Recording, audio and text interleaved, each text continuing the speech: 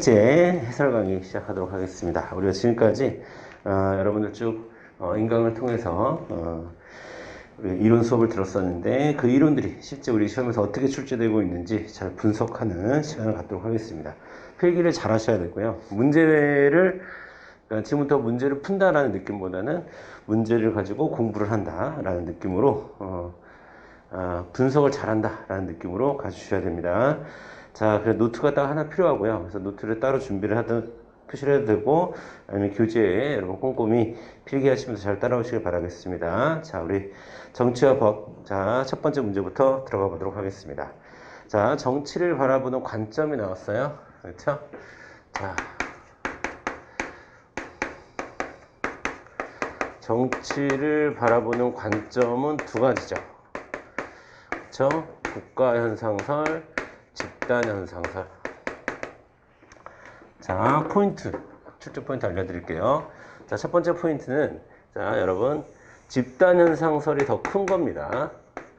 그리고 국가현상설이 더 작은 거예요. 그러니까, 집단현상설에서 이야기하는 집단에 국가가 포함된다. 이걸 일단 알아두셔야 되고, 그 다음에 국가현상설은, 여러분, 국가현상설 같은 경우에는,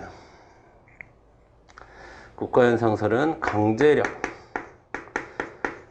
자, 국가현상설은 기본적으로 정치라고 하는 것은 국가의 고유한 특성이라고 이해를 하는 거죠. 국가가 행위 주체라고 보는 거고. 자, 그래서 국가가 사용하는 강제력, 물리력을 강조하는 개념이고요. 집단현상설 같은 경우에는 자, 가족, 학교, 다양한 사회 집단에서도 정치라는 것이 발생한다라는 거기 때문에 자, 다원화된 현대 사회를 이해하는 데는 집단현상설이 더 크다라는 겁니다. 자, 주어진 문제 보도록 하겠습니다.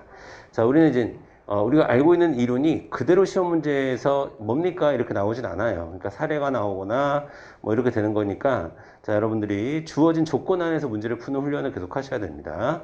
자, 친구들과 영화를 보러 가는 경우 자, 무슨 영화를 봐야 될지 선택하는 경우라고 합니다. 이때도 정치가 발생하는 거죠. 이거는 정치를 어떻게 보는 거예요? 집단현상설에 기초해서 보는 겁니다. 그쵸? 자, 그럼 주어진 것은 집단현상설이고 가 보겠습니다. 자, 틀렸죠? 국가현상설이 아니라 집단현상설입니다. 그 다음에 나 보겠습니다. 정치의 원리가 우리의 일상적인 삶 속에서 발견되고 있다고 보는 거 집단현상설에 속하는 거죠. 나는 정답이고요. 타 보겠습니다. 이 관점에 따르면 정치는 국가를 포함한 모든 사회 집단의 활동에 나타나는 활동이다. 현상이다. 집단 현상설이죠. 그래서 정답은 나, 다로 가주시면 되는 거고요. 라. 이 관점에 따르면 국가만이 사회 질서 유지를 위한 자, 물리적인 강제력을 강조하는 것은 국가현상설. 이렇게 구분하시면 되고 정답은 4번으로 가주시면 되겠습니다. 자, 2번. 요런 정치를 바라보는 관점이 이제 실제 2021년도 서울시 운전직 문제에서 나왔습니다. 자, 갑은 뭐라고 그랬냐면 자, 정치는 정치 권력을 획득 유지에 행사하는 국가의 고유한 현상이라고 봤어요. 국가현상설이죠. 그 다음에 을은 직장, 가족, 그 다음에 갈등을 조정하고 해결하는 모든 과정을 정치라고 본다. 집단현상설이죠. 1번 국가현상설은 국가 형성 이전의 정치 현상을 설명할 수 없다라는 단점이 있다. 정답은 1번입니다.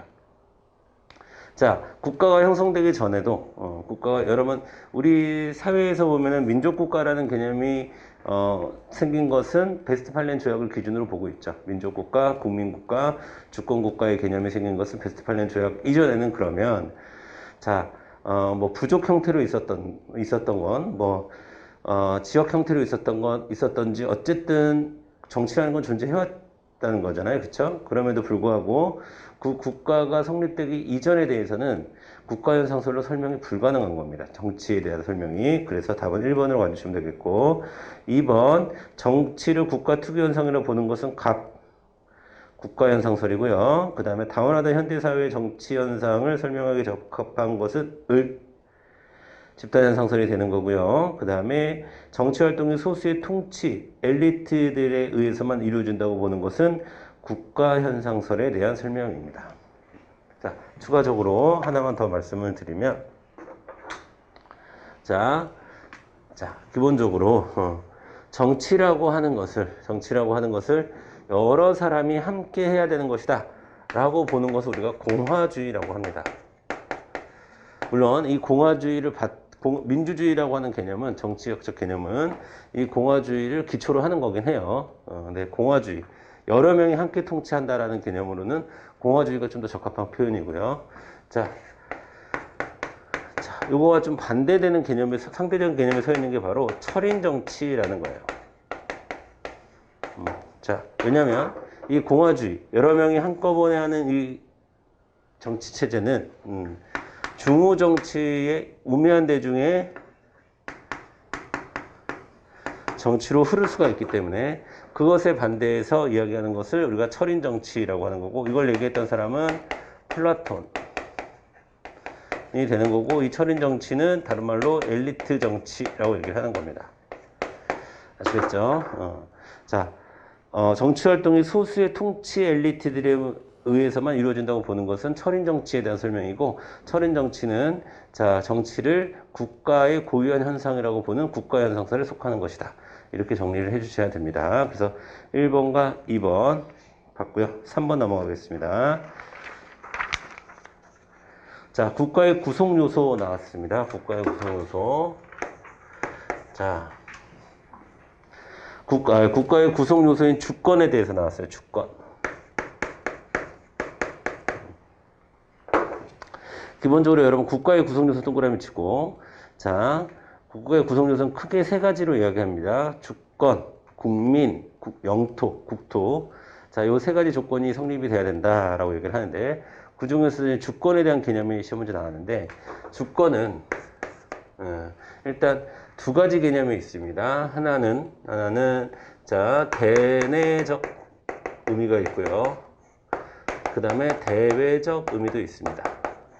자, 대내적으로는 주권이라고 하는 것은 자, 최고 권력을 의미해요.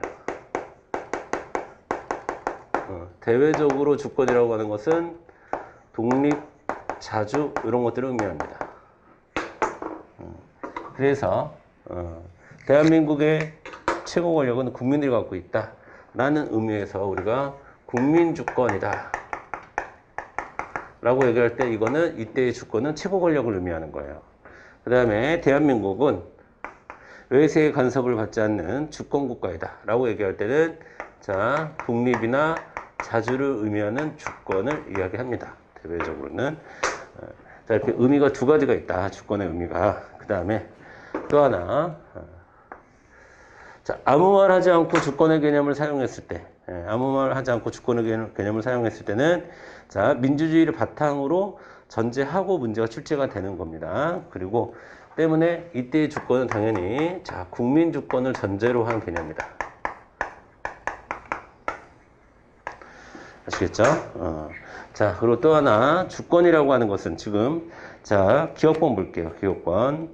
자, 일반 사회 집단도 소유할 수 있다라고 나왔는데, 자, 지금의 우리가 이야기하는 주권은 일반 사회 집단이 소유하는 그런 주권을 얘기하는 것이 아니라, 문제에서도 주어졌듯이 국가의 구성 요소로서의 주권을 이야기하는 겁니다. 그렇기 때문에 기업권은 틀렸어요. 일단 주권은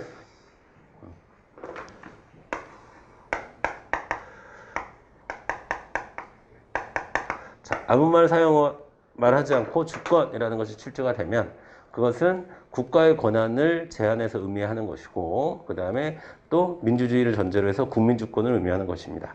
그래서 니은번처럼 국가 원수로서 대통령만이 갖는 권한을 주권이라고 하지 않습니다. 국민주권이 실현되고 있는 사회에서는. 그래서 기업과 니은은 틀린 겁니다. 디귿번, 민주주의 국가에서는 그 소재가 국민에게 있다. 당연하죠. 국민주권의 원리. 리을번, 주권은 대내적으로는 최고성, 대외적으로는 독립성을 갖는다. 이해되시죠? 자, 4번 넘어가겠습니다.